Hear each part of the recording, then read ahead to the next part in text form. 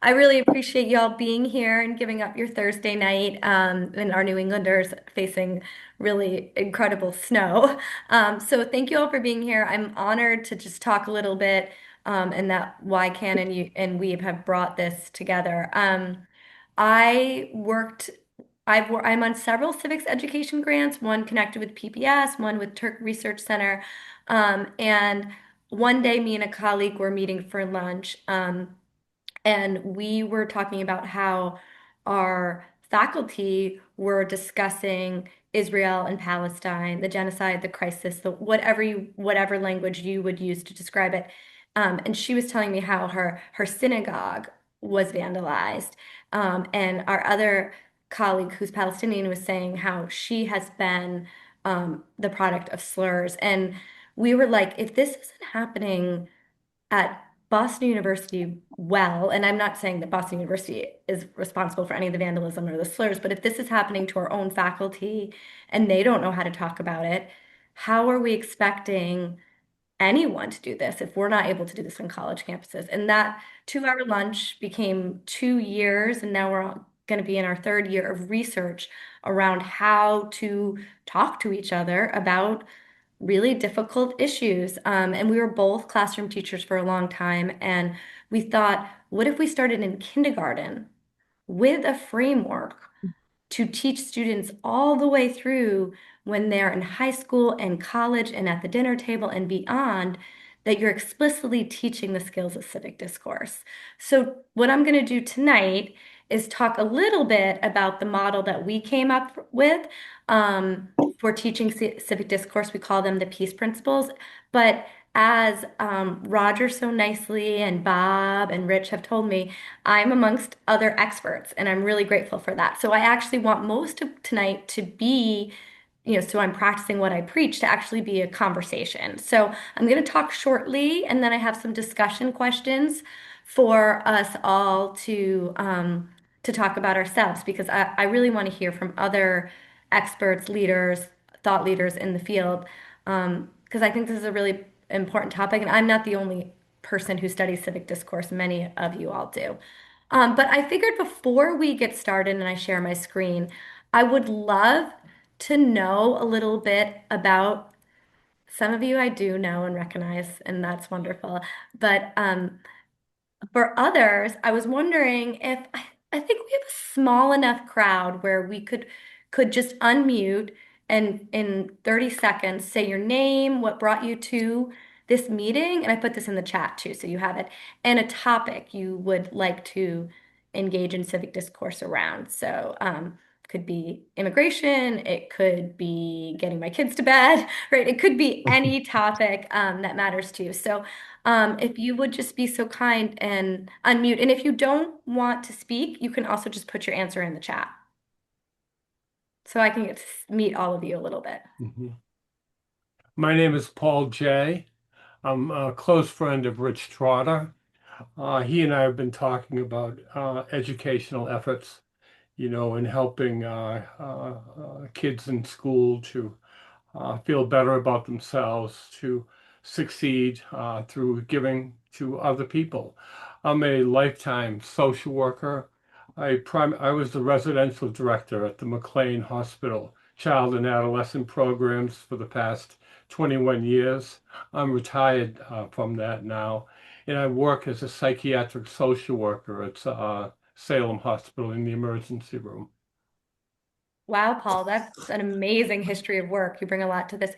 Was there a topic that you have thought about engaging in civic discourse around? I think there's problem talking about all the things that you've mentioned. The influence of media and beliefs, and uh, um, creative thinking about what is really going on in the world and how you fit in the world, and efforts for diversity. And there's been a lot of effort, but very little. Yeah. Am I lost there? No, you're still here. Wow. So there are a number of things that um, I'm particularly interested. I don't know if we'll touch on it today, but there's a lot of media about low test scores, lots of absenteeism, not people not able to pass the state graduating tests. And I wonder if there's some way that through peer mentoring, there could be an effort made to help, those declines. I think that's great. Do others want to share? I'm Marvin Jacobo from Central Valley, California, and my interest is to listen in for sure and to learn, but to see if I can scrounge up some curriculum, some pathways for empowering Latino young people to lead community discussions and thus community change. That's wonderful. Thank you, Marvin. Thank you, Kaylene. I can share. I am very excited about this session. I resonate so strongly with Kaylene and her work because this has been at the heart of my work. I developed a model called START, Students Together as Allies for Racial Trust. And it's a model that centers youth voice in the process of teacher, um, student, and community development. So I brought that model to different places. And one of my interests is having students act as recording partners for elder stories. Thank you, Kate. My name is Franklin Nichols. I'm a part of the Twin Cities Weave group, and I am also a housing resource navigator for Hennepin County, the county that surrounds Minneapolis. I would like to see civics taught at all levels of curriculum in grade school. I would like to see a 1 year of annual service back to our country, whether it be Peace Corps, military service, or AmeriCorps, or something of that, nonprofit, hospital, whatever it may be. But truly teach not just our history, but what it means to like civic involvement, how our governments operate, you know, different, doesn't have to be super advanced, but to the basic need of why voting is so important. That's wonderful. Thank you. Hi, Dr. Stevens. I am J. Marie Johnson Kohler, Dr. J. Marie Johnson Kohler, and my research actually is in connecting communities, connecting within, bridging between, and building across different communities, race that have differences. And I came tonight because in my community, it's a very 1950s town that's operating in 2026. And so they, have a hard time with the word diversity, the word equity, and yet it's one of those communities near Seattle that is the bedroom where people come to buy affordable houses. And so Mm, our community looks like a United Nations, but not the leaders in our community. So I very much believe in strengthening social connections to improve community health and community level social connection strategies. So the work I'm doing in this community is engaging every part of it. And I really want to engage our youth, find out what their lived stories are, have them map their world for us so that we can train them, stand with them, and lead together. wow. We're lucky to have you. Thank you. I can speak up. This is Bud Wilson. I'm just outside of Boulder, Colorado. And I was brought here thanks to Roger and Kate and Franklin from the Weavers group. Also, Zachary, great to see you here. I've been currently working with the Center for Collaborative Democracy and the Center for Purposeful Leadership out of Minneapolis. But previously, I was the executive director and founder of Earthwalk, Nature-Centered Life Learning, which was an after-school service learning initiative working with the Earth Force curriculum that was originally designed for high school after-school service learning initiatives. But we worked with 9, 10, 11, and 12-year-olds to help them get grounded in public community service, basically. And then for at least 30 years, I've also worked in and out of rites of passage, wilderness-based rites of passage, bringing youth into a adult level of commitment to the well-being of their community through a nature-centered rite of passage experience with the way of nature. And I put in the chat as well my own Deep Nature Journeys program, which is perfectly suited for young adults and adolescents to engage them in being their whole selves and committing to civic betterment. So those are a few of the maybe the highlights of some of my background that could be helpful to support your vision. Thanks, Bud. I'm glad you're here.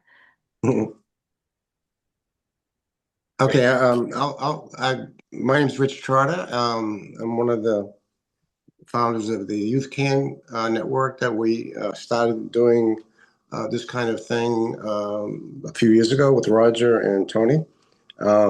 I'm a teacher, a former teacher and administrator.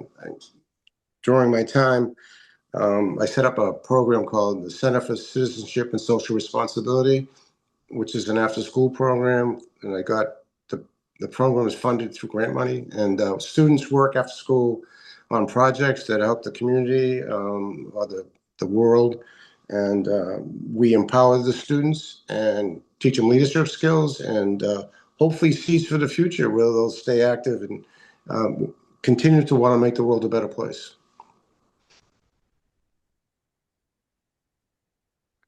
Thanks. And I see some people put their introductions in the chat, which I appreciate too. I'll let people read those. Do others want to introduce themselves and unmute? Thanks, Zachary. Sure, I can jump in. And I'm Zachary Weaver, and nice to see you too, Bud. And I'm here because I'm part of the YCAN Weave education subgroup. And I'm really grateful to Kaylene for being here. And I would love to engage in discourse around the topic of civic education. Thanks. And Zachary's being modest. He does all things civic, so he's a great person to to connect with.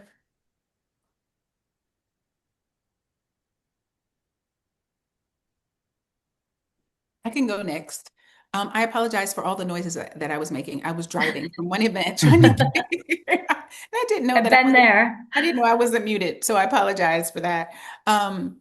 So I am the founder and president of Brownicity, a nonprofit, and we design education that brings people together. So I'm also an author and also have a framework for for parents and educators to foster language and mutual understanding for children to connect across differences. And so I also teach part-time I teach a high school elective called, well, it's an empowered course. So I'm like, this sounds, perfect. It's empowered.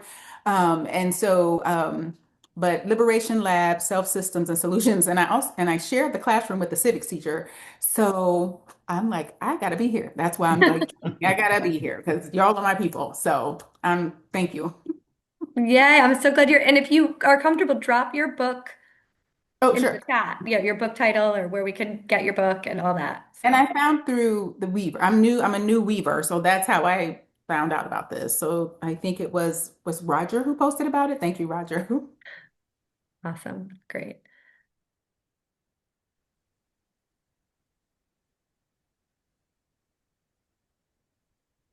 Did anyone else want to share? I know, Bob, you haven't said hello, but maybe you assume everyone knows you. Hi, I'm Bob. I'm on the YCAN and the Weave subtopic group nucleus here, so I'm just usually here. My own personal interests are in the connections between education and community. I see community as a mover of social change and transformation. It may be the fundamental unit of that, and working in the community helps to raise individual capacities to contribute. So for me, I'm sort of like about breaking down the walls of the school that's separated from the community and integrating education with community. And that requires that we all come together. So, of course, that's why I'm in support of Kaylene's talk. Well, thank you. And I'm glad you're here tonight, Bob.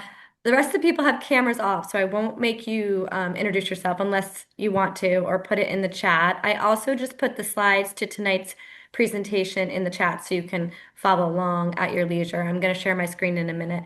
This is a very abbreviated version of what we're doing in the peace principles because I wanted to, especially now after you've all introduced yourself, I really want to just this to be a collaborative process where we're sharing ideas. Um, so I have more information on the peace principles available to you. So the last slide is my email. So feel free to email me. I can send you more resources for each of the letters and how to do them. And for those of you who are teachers, current teachers, we've got lesson plans, we've got classroom resources, K through 12, and hopefully next year we're piloting with college. So just to let you know that this is the short version you're getting tonight, so I can learn from all of you. But I'm happy to share the long version too. Okay, so one important distinction is this idea around civic discourse, what it is and why it's needed. So, really important here is that civic discourse is different than civil discourse. And we hear a lot about civil discourse. The APA, the American Psychological Association, put out a lot of classroom resources for civil discourse, and it's a big initiative in many states. Tonight, I want to talk about civic discourse. And civic discourse is slightly different because, like civil discourse, it's deliberate dialogue, it's discussion designed to foster mutual understanding. But the civic piece is actually after you have that discourse, then you take informed action, answering what could we do, what could we have done in history, and what do we do now. Civic discourse is extremely needed. Now, that's not just me saying this, as the research is very clear on this. Plus, we've done focus groups with teachers. We've done our own research on this. There's a decline in civic discourse with our leaders on TV, on social media. Civic discourse is not always explicitly covered in the curriculum. In fact, when we look at the National Social Studies standards, it's not mentioned very much in many states. And then when we did focus groups with classroom teachers, they were saying, we really, really need this. I think one high school socialist teacher said that they have seen a significant decline in civic discourse in the last 5 years. And they really are worried about their students having positive interactions with one another. Another social studies teacher that we did a focus group around, she had mentioned that this is something she really, really wants to teach, but there's so much else in the curriculum, state standards, testing, that she doesn't have time or space or the resources to do this work. So what we are hoping is to create the resources which will allow hopefully for more time and space. So polarization is on the rise. I don't think that's going to be a surprise to anyone here. Harvard did a poll in the fall, surveyed over 2,000 young Americans, and only 13% of them said the country was headed in the right direction. Right. That's they are really, and they said they're worried about widespread financial, emotional, and social strain. That same study showed that social trust is unraveling and that Americans will avoid political conversations altogether for fear of judgment of sharing their views. And the doubt that people with opposing perspectives even want to hear from them. The reasons behind them, I think, are no surprise to the people in this room. The rise of COVID, the COVID-19, the pandemic really put us behind our screens and stopped us interacting face to face. Social media leads to algorithms and extremism. And we are in a very heated political climate. No matter how you feel about politics, you cannot, it's very clear that it's a very tense time politically. So I didn't want to just say all bad things. The Carnegie Center put out a report saying, yes, polarization is increasing nationally, but less so in community. And in all the work I do across my equity work, my work with divisive concept laws, all of that stuff, community is a real anecdote to some of the stresses and pressures and polarization that young people are feeling. And I thought this stat that the Carnegie Foundation found was really interesting, which was 87% of government leaders said polarization is hurting the country, but then only 31% of them said it's hurting their community. Community is seeming to be like a hopeful place. And I think one solution to the rising polarization and the fear and the othering that's going on right now is that groups like this actually begin to talk to each other and form community. Groups like Weave, us all coming together tonight, I think is really important. So what we did is we thought, okay, well, you can't go from incredibly polarized people to decline in civic institutions, to decline in discussion and say, okay, well, we got to start doing it again. We need to teach it. So what we developed was a framework, K through 12, that can be used in college and beyond to explicitly teach the skill of civic discourse. The way we as researchers and teachers and educators saw it, it was, okay, this is a skill we're lacking. Schools, especially public schools, are a great hope to teach this. So if we can make civic discourse an explicit part of the curriculum, maybe we can make some positive changes. So we came up with a framework. It's called the Peace Principles. And each letter, actually, if we had more time tonight, each letter has a lot of parts to it, but I will be giving you the abbreviated version. P is perspective recognition. That's not just looking at the other and saying, oh, what might their perspective to be? That's taught a little bit in schools. It's checking in with yourself, your own identities, your own lived experiences, and saying, okay, how did I arrive at these viewpoints? Why do I feel the way I feel? What are the emotions that I need to check in with before I can even talk about this topic? So that's perspective recognition. Where do I get my views from? Where do I get my values from? Right? Thinking about your own perspective. Then E is the empathetic engagement. And for those of former teachers, this is a lot of media literacy. This is a lot of learning about a topic and understanding source bias, understanding what we learn and how we learn it, and who is telling us this information.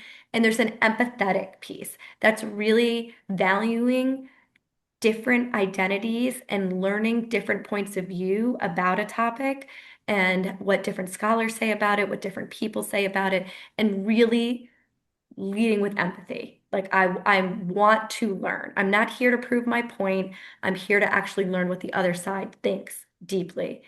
So after you've checked in with yourself, you've thought about perspective, you've done the research, you've learned about the topic very thoroughly from an empathetic viewpoint, now it's time to listen.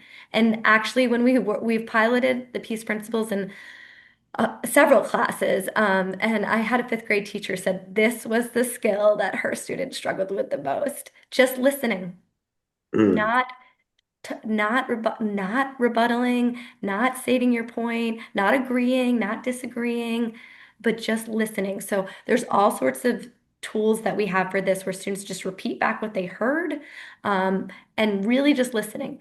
So after you do the P, E, and A, because each of these build on each other, then you do the conversation, right? So how many of you have probably jumped into a political debate or conversation or heated conversation right away without thinking about perspective recognition, knowing about a topic, engaging with it, actively listening to the other side?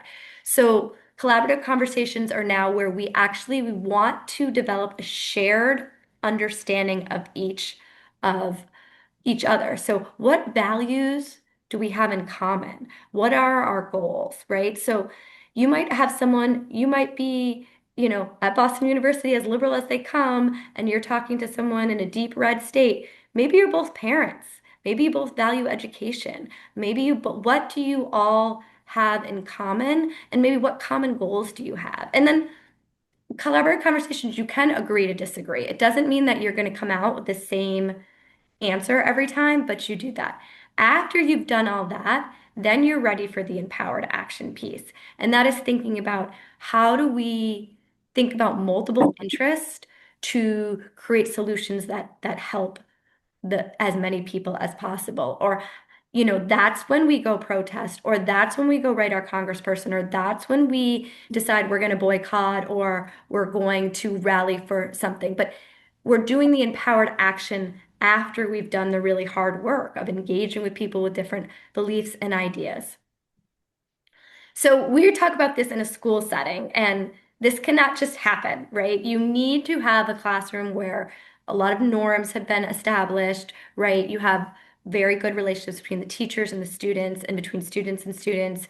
You have practiced as a classroom teacher very using voice and choice and decision making. So you really practice what you preach in terms of democratic principles. The students feel like they belong. They feel like they're seen. Their identities are valued, right? You have a culturally relevant curriculum, culturally relevant pedagogy. You are accounting for the diversity of student need.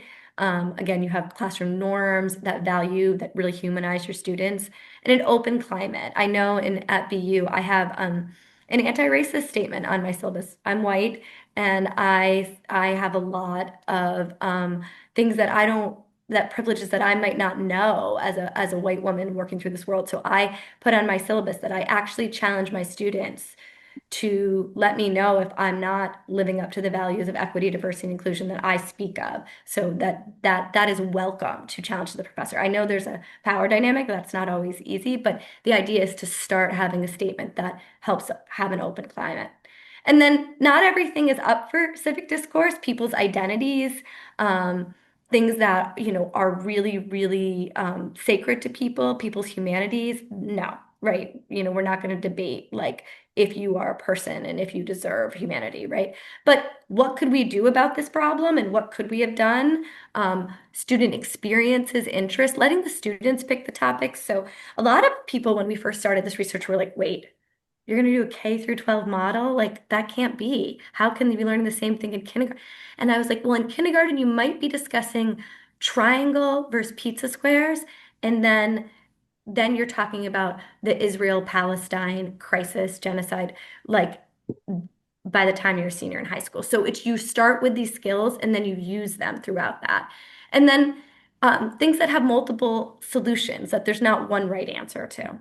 Okay, so that is an incredibly abbreviated version of the peace principles. I have handouts on each of the letters and all sorts of like links facing history, teaching for justice. They're discovering justice. There's a lot of organizations that do this work really well, and we've compiled all their resources. So please email me.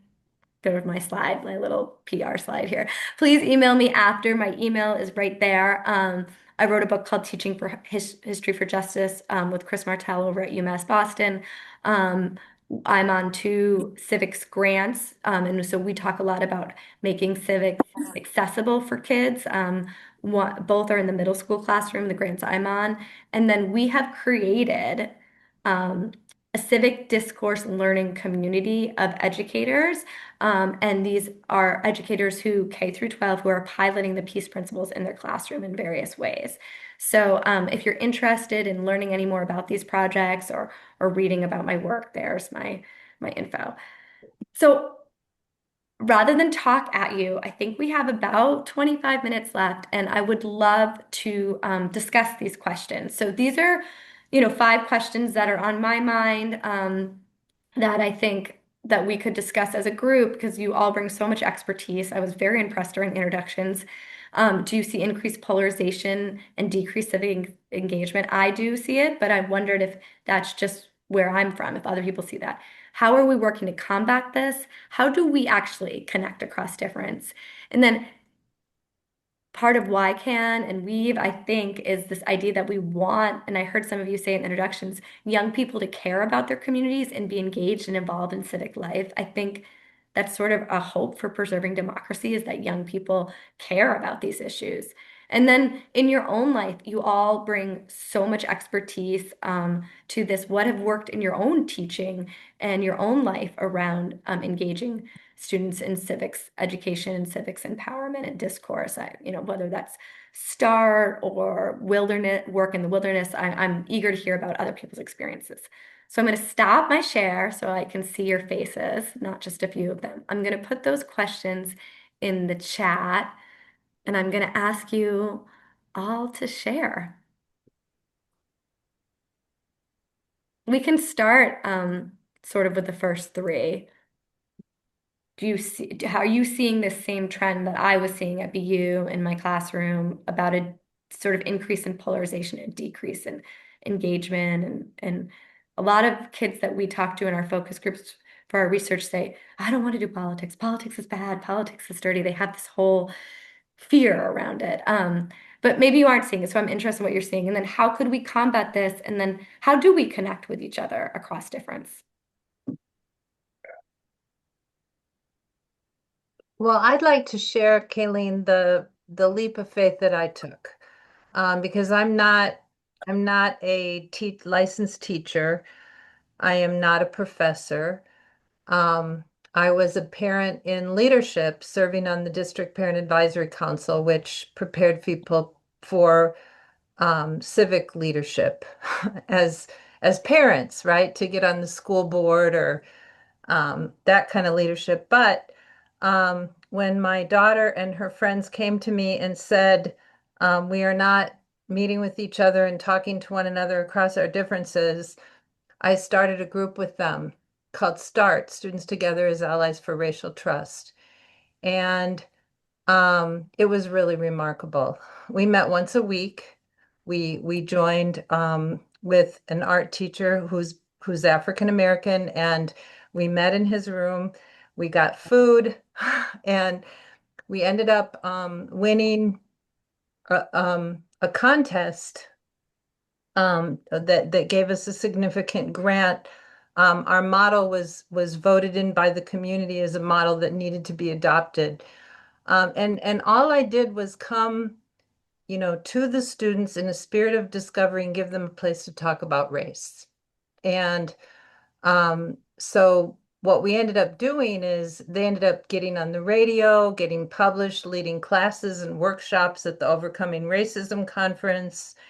And it was their opportunity to teach the community what they were experiencing in their life and in the classroom. And they are featured in a textbook called Talking About Race, Alleviating the Fear, which I'll put in the chat.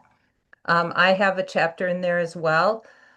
Um, and um, and this led to my life's work because I've continued to use this model with different organizations, including one I co-founded called Sweet Potato Comfort Pie, where we use the sacred dessert of Black people to teach caring and connection. And we have Franklin's a very active participant, and we have community circles where people of all ages join together in conversation about how we, like a pie, bring our ingredients to community and how does that affect the flavor of our community. Um, and the only other thing I want to share is that this led me through this partnership to work with a revered elder in our community. Her name is Katie Sample. And over the last 5 years, I've been recording her story with her, which is going to come out soon. But she was one of the first Black social workers in the Minneapolis Public School and started an organization called the African American Academy for Accelerated Learning. And and through, her story, we hope to bring more attention to these issues um, and what it's like to really be a community builder and work together with students across these differences. The students who worked with us are now in leadership positions. Sadly, many of them were employed in DEI roles and have been threatened, but um, a handful of them are becoming attorneys in human rights.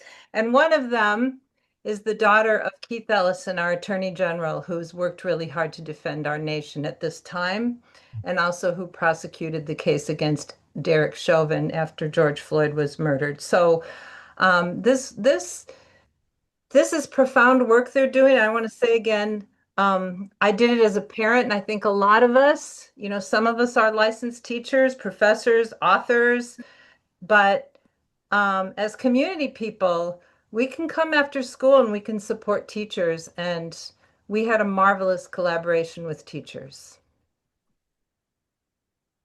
I love that story so much, Kate. I love the experiences you bring to that. And I think there's so many parents that their child would say, this is happening. And they'd say, well, this is the way it is. Or like, you just keep your head down and and you instead, and that's the kind of empowerment I want to bring to young people is to say, oh, you know what? Let's actually do something about this. And then think about all the change, all those people in that organization, all the change that they then enacted in all those people's lives. So it's a beautiful story and it had so much positive impact.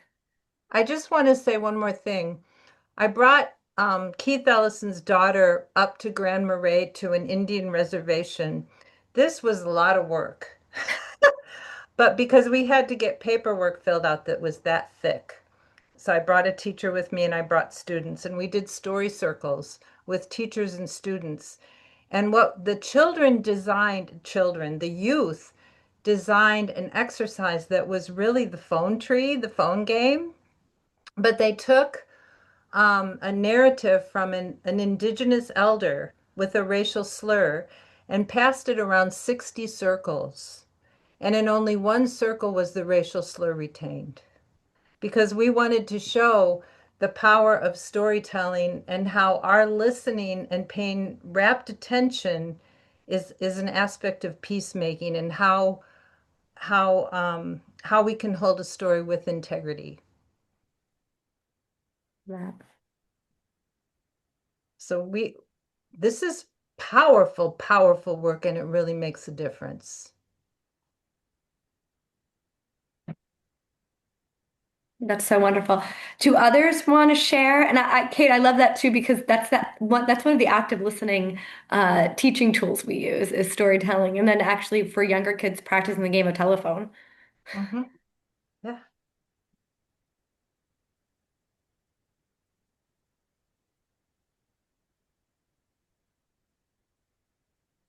I think there's no question that there's a polarization, a worsening polarization. And I've found in mental health at McLean, there's a lot of anger, a lot of shame, guilt, emotions that are difficult to talk about. And I think that between your peace construct, which I think is great, but after active listening, I would insert a V. I know it doesn't go with the word, but of validation principles. Validation doesn't mean you agree with someone, but that you understand, given the circumstances, what another person is thinking, the way he's thinking, how it has evolved. I've had people say to me, no one ever said that to me. And I quickly say if I agree or disagree, with their opinion. But just the idea that someone, after active listening, gets a sense that you really do understand and you can validate that what the person is talking about is valid, and that if there's a disagreement with it, then that needs the collaboration, to talk about. And validation also serves to lower the heat, that these discussions generate. I think that's an excellent suggestion, and I'm actually gonna, if I can, put in the chat like our more comprehensive framework so you all have it. Because there is stuff about listening to the speaker, validating their feelings, recognizing it. But I think that's so important. Some people just need to be seen. It's a great point. Mm-hmm. Yeah, I also I agree with Paul. I think in I'm from the world of education that we have to bring students together in groups so that can happen because sitting in a classroom is too limited of an engagement with each other, and I think students can gain from being heard and validated and being part of a group, and it will give them some sense of safety that they need to feel comfortable, particularly students who are on the bubble that may go in the wrong direction. A setting like that, similar to my program where they work after school as groups, can be enough to maybe keep them in school and also to learn to relate to other students and actually work together to make things happen that improve the world and the community. I think the idea of listening and validating and cooperating is kind of critical in what would to get this problem dealt with. I think that having students work together, like in a project-based learning environment, um, helps them to gain a better appreciation of each other's humanity, which is really one of the fundamental things that's lacking when people don't communicate and they don't validate, as Paul said, is they don't get that sense that the other person they're dealing with is a real person with real feelings.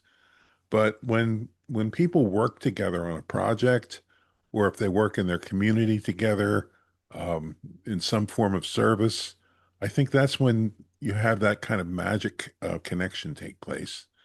Because it's one thing to talk, another thing to act. And I think that that's one of the really great things about project-based learning, and Rich has a lot of experience with that. So we've had a lot of discussions about it. It's one of the things that our Youth Can organization really wants to emphasize. But I think that, focusing on action, focusing on cooperation, collaboration, I think that's one of the magic elements of making this happen, of overcoming some of these divides.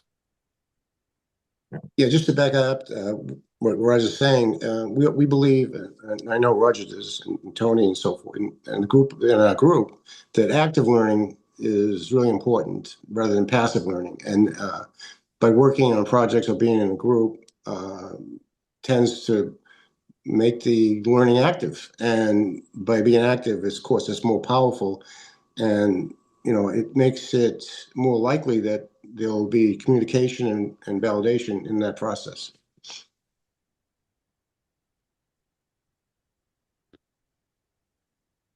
Melissa? Hey there. I am really enjoying this discussion.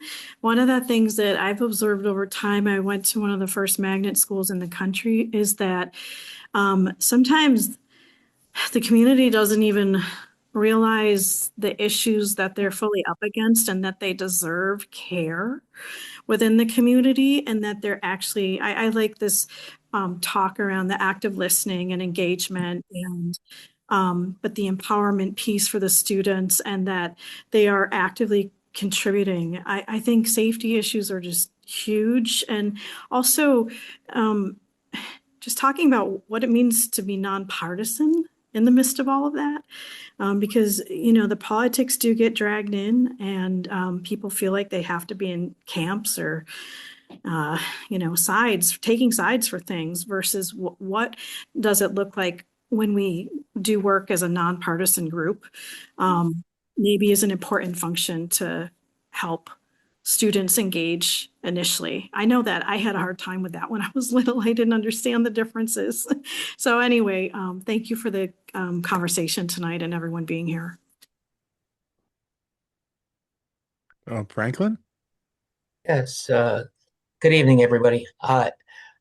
I also received a certification to be a certified peer recovery specialist, and I'm also a peer support specialist with the state of Minnesota. And in our peer training, there's a lot of the concepts that are being discussed tonight that are actually you're trained in on, with the active listening skills and pretty much everything in your PEACE acronym that applied. One thing I like that Kaylene had spoken afterwards. She said, if I'm not presenting, diversity, equity, and inclusion correctly in my class, if you would let me know.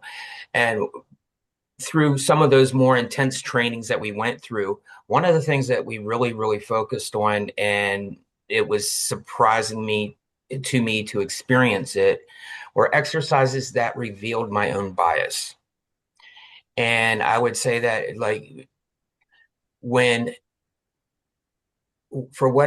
however this is implemented, I would greatly encourage those exercises, because in my mid-40s, when I first took a class like that, was completely oblivious to my own bias. But as a short term for a CPRS, or a certified peer recovery specialist, is a recovery coach. And so, and we have to be able to work whoever, is sent our way. And, I'm biased towards racist. I'm biased towards a lot of things, and I'm not even realizing, okay, well, that's a bias, and it's so. In order to recognize my own bias, I think it's extremely valuable in this subject that we're seeking to tackle here with having civic conversation with everyone. So.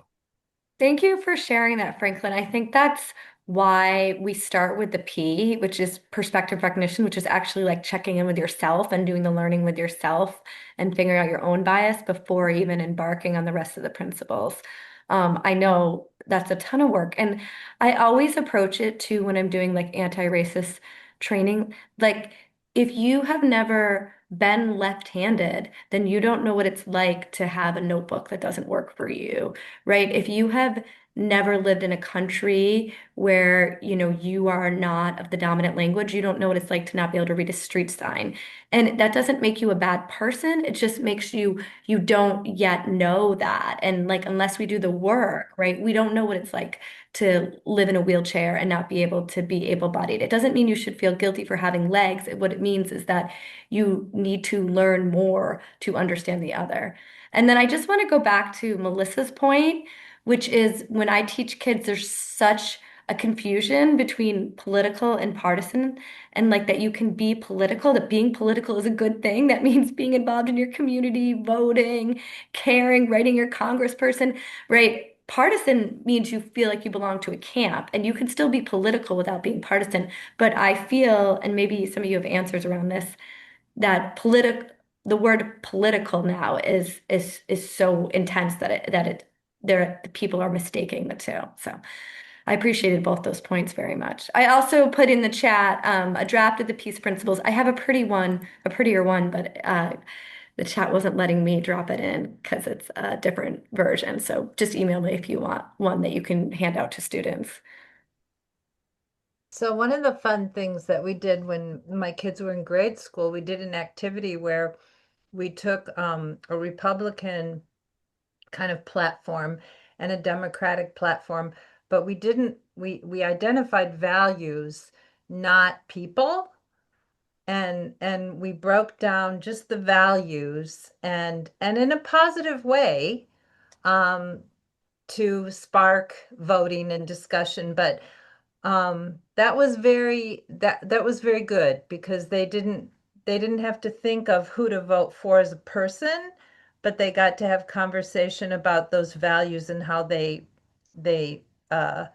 came forth in the parties. The other thing was kids voting. It's a United States program, but my kids participated in that and love that. And they get to actually be voting judges and take the ballots and that does have, sometimes they just voted based on who looks pretty, but but they loved it. It's really about getting young kids to practice the skills of civic engagement, whether that's mock elections and whether that's looking at a candidate's policies rather than their personal, what they look like or whatever. Meg? Yeah, one of the things that I was kind of curious about was kind of going back to the discussion on centering humanity and validating someone else's feelings.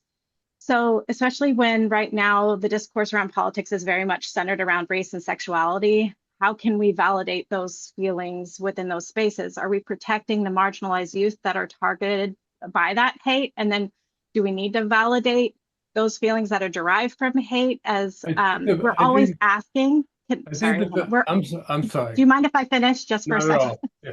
We are constantly asking Black, Brown, and queer youth to experience harm in these discussions for the sake of a learning experience for white children a lot of times. And so my question as a parent is, are they sacrificial lambs in order to learn the other in that space? And what ways are youth that are targeted by our politics, especially their specific identities targeted by these politics, how are we protecting them in those spaces as well? I apologize. I thought you were going in another direction. No, I appreciate it. Thanks for hearing me out. Yeah, we're going to follow the raising hands rule here. Bud, would you like to go next, please? Sure, thanks. I just was curious if any of you are familiar with the Earth Force curriculum. It was probably at least a couple of decades ago when I was doing the Earthwalk Nature Centered Life Learning program with inner city youth in Denver. We had, out of 72 neighborhoods, we had a number of neighborhoods were number one in murder, number two in aggravated assault, number one in theft. And obviously, you can imagine the diversity within those neighborhoods and those communities.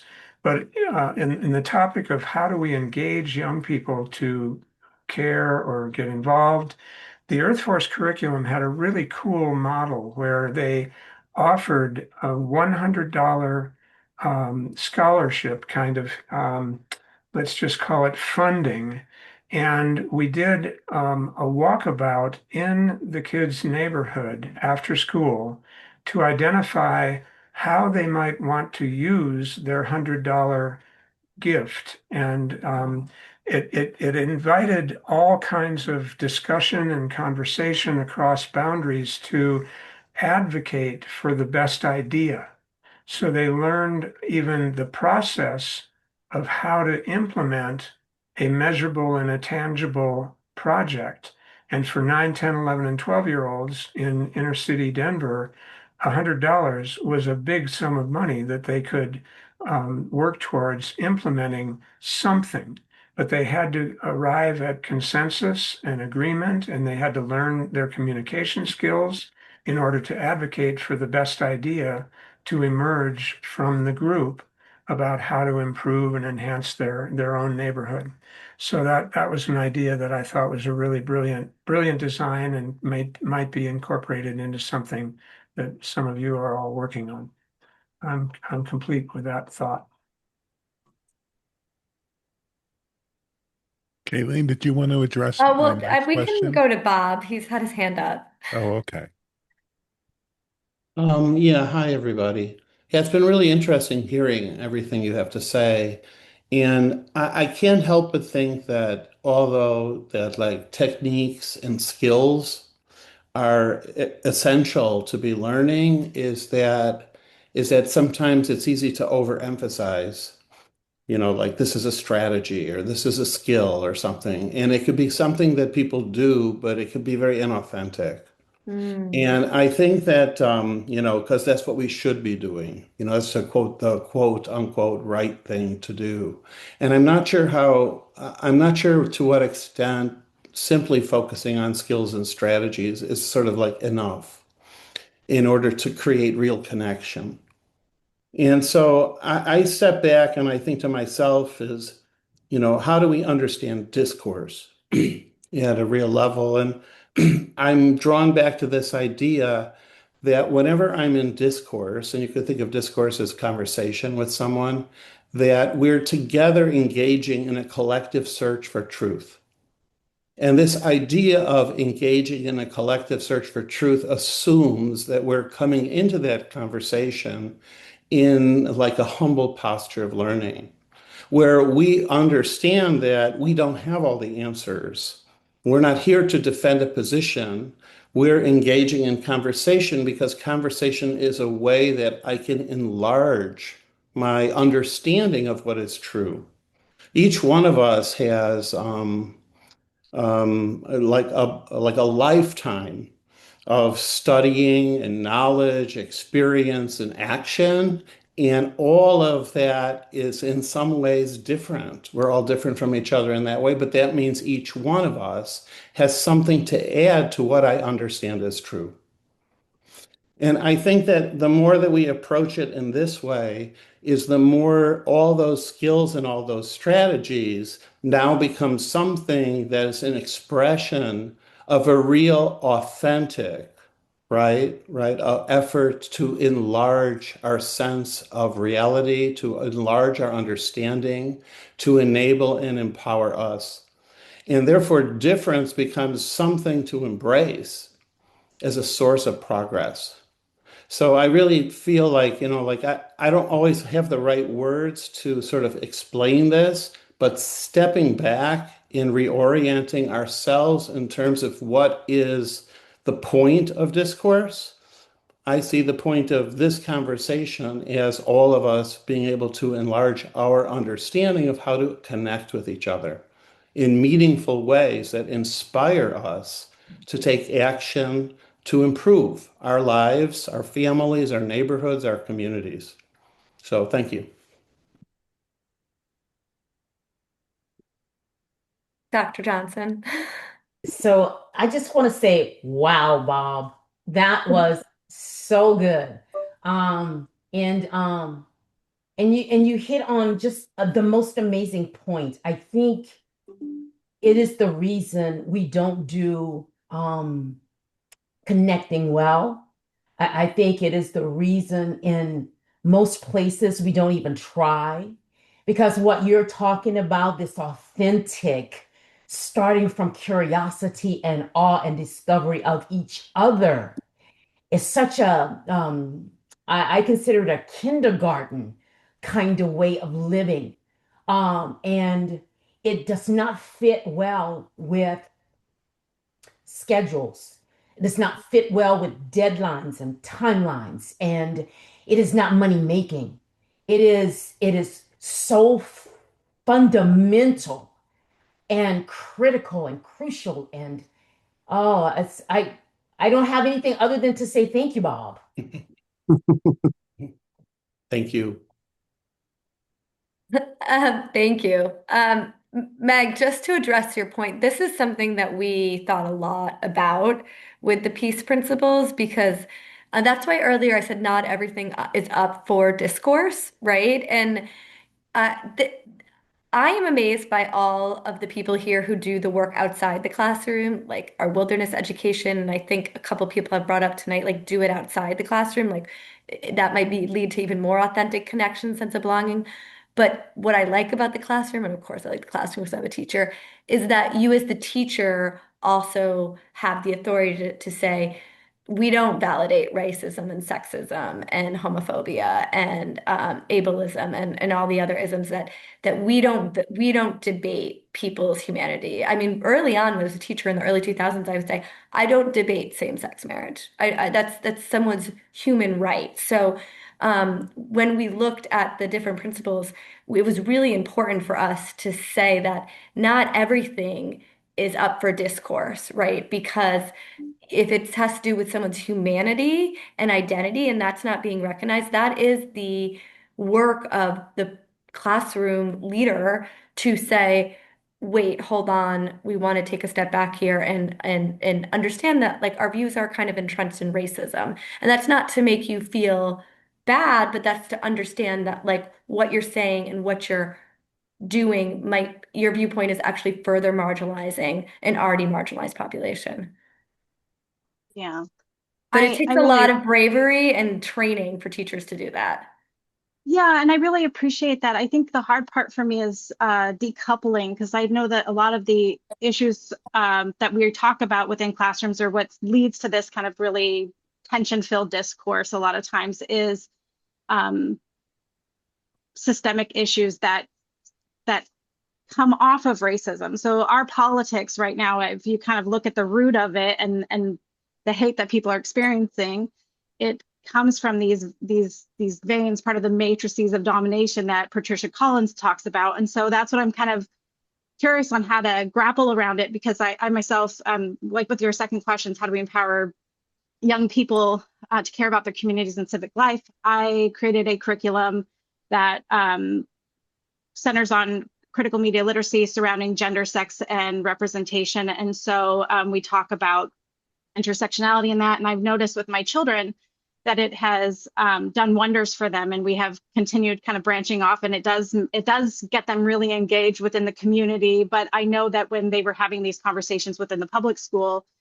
as Black youth, they were kind of, not even kind of, they were continuously targeted. And so then in those spaces, it felt like they were having to defend their humanity, just because if somebody was a Trump supporter and Trump is incredibly racist, says racialized things all the time, it is really hard to have a conversation with somebody who is completely ignoring your humanity or what is being presented as well. So it's not a hidden belief that he has. It is a very open belief. And so trying to have really healthy conversations in elementary school around that, it can be incredibly hard. And so I know with my children, they were having physical manifestations of, but just showing physical manifestations of these conversations. It was weighing heavily on them. They were really not doing great. And so that's one of the reasons why I ended up pulling them out and doing and teaching them on my own. And so that's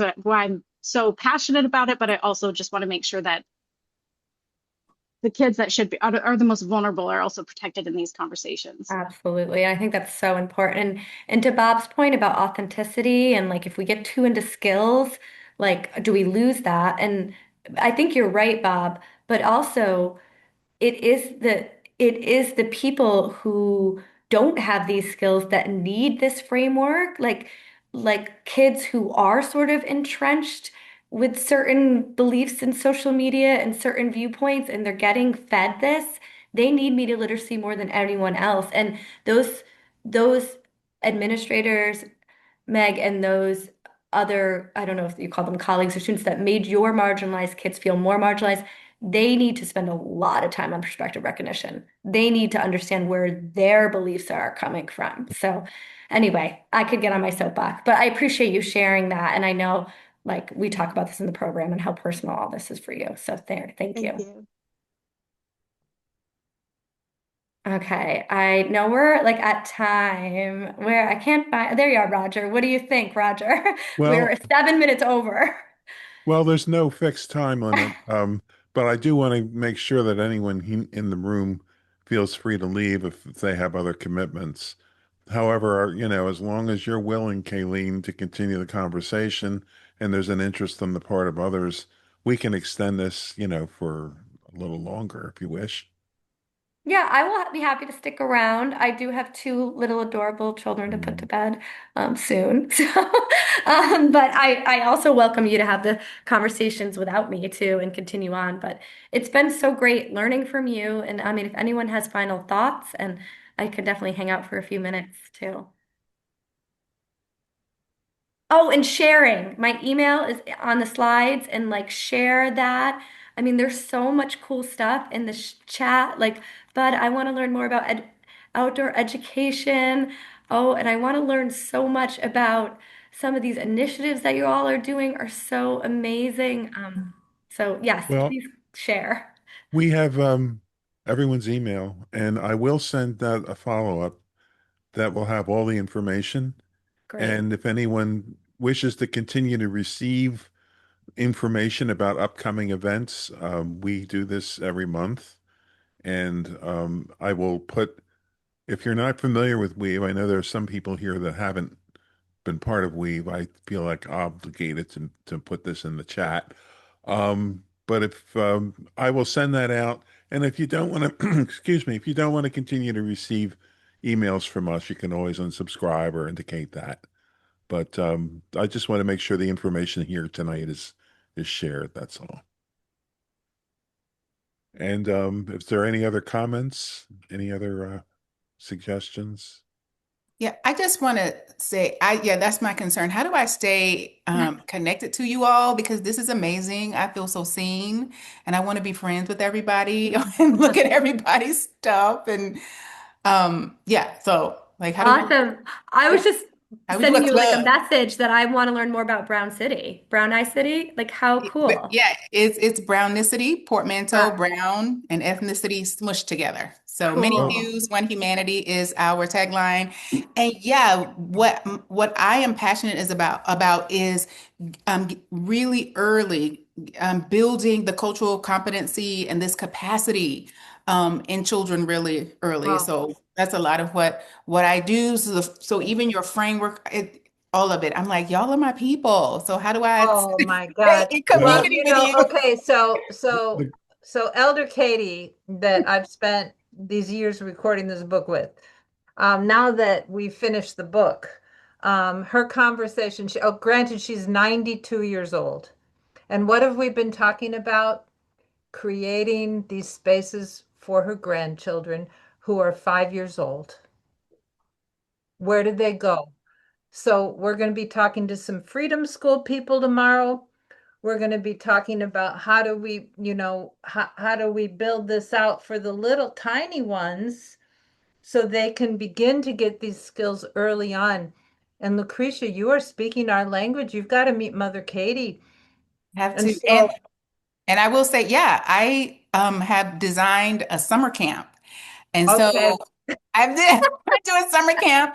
I just was with the 5-year-olds just the other day because I do play shops. I go into schools and do play shops. And here's what I love, and I'm doing, it's just really simple, is, teaching the difference between phenotype and race and culture and nationality. So the different social identities. And what I love is when the 5-year-old starts to ask questions.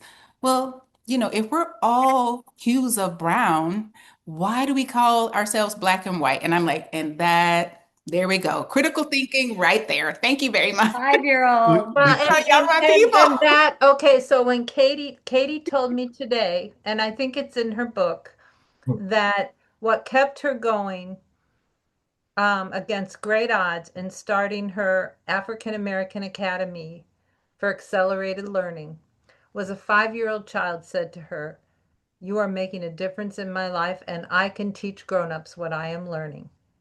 I love And that. has been my greatest teacher in all my life, and I'm excited that she could teach more of us. I just But wanted to yeah. interject real quick. Lucretia, you are a member of WEAVE, right? And also a member of the education topic group? Yeah, I think I just joined last week. So that's Because how I found out about this. that's where we can continue the discussion. Okay. I Okay, great. recommend if anyone is not a member of WEAVE, they should become a member. I'm doing a little pitch here, right? And then they can join the education group. There's a discussion area where you can post your links. You can continue the discussion. We are going to have another event in about a month. So please utilize these tools because they're really, really useful and they can help us build this whole movement, build this whole connection that we're looking for here.